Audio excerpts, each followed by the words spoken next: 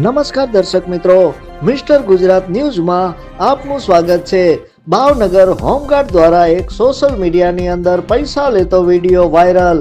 ભાવનગરમાં હોમગાર્ડમાં ફરજ બજાવતા એક વ્યક્તિ પૈસા લેતો હોય તેમજ પોલીસની ઓળખ આપતો હોય તેવો વિડીયો સોશિયલ મીડિયાની અંદર ખૂબ વાયરલ થઈ રહ્યો છે।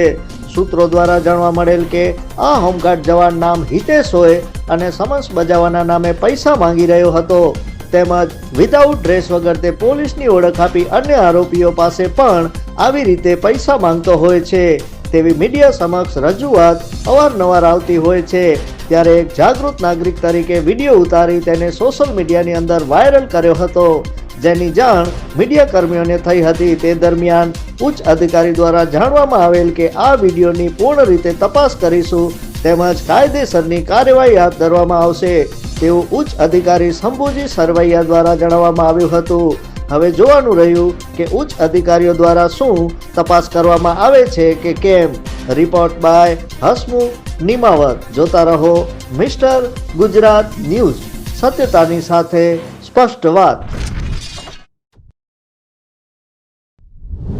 હું એસપી સરવૈયા, ભાવનગર જિલ્લા હોમગાર્ડ કમાન્ડર। આજે એક સોશિયલ મીડિયાના માધ્યમથી એક જવાનનો વિડીયો વાયરલ થયેલ છે, જે વિડીયોના આધારે જિલ્લા કમાન્ડન્ટ તરીકે એક તપાસ સમિતિ નિમવામાં આવી છે અને બીજું કે કમાન્ડન્ટ જનરલના એક પરિપત્રના આધારે સરકારી વાહનનો ઉપયોગ હોમગાર્ડ જવાન કરી શકે કે કેમ, પ્લસ તપાસ સમિતિ નિમવામાં આવી છે। તપાસ સમિતિ પોતાનો તપાસ કરી અને તપાસનો આધારે એના આગળની કાર્યવાહી કરવામાં આવશે। હોમગાર્ડ જવાન છે એ શું કામગીરી કરી શકે? હોમગાર્ડ જવાન છે એ પોલીસનું પૂરક દળ છે, જેને સમજ બજાવવા તેમજ કોઈ એવી ડ્યુટી કરવામાં આવતી નથી, માત્ર પોલીસની સાથે પૂરક દળ તરીકે જ કામ કરવાનું હોય છે।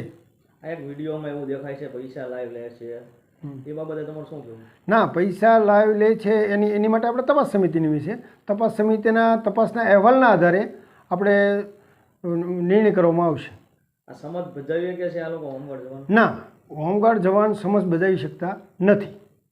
અને સર, આપણે અવારનવાર ફરિયાદો પણ આવતી હોય છે જે હોમગાર્ડ જવાનો દ્વારા સરકારી ગાડીઓ લઈને વિધાઉટ ડ્રેસમાં પોલીસની ઓળખ આપતા હોય છે। ના, એ સરકારી ગાડીનો ઉપયોગ હોમગાર્ડ જવાન કરી શકતો નથી અને એમની કોઈ એવો ફરિયાદ આવે કે ભાઈ પોલીસની ઓળખ આપીને આવી રીતનું કરે છે તો એની પર શિક્ષાત્મક પગલાં લેવામાં આવે છે।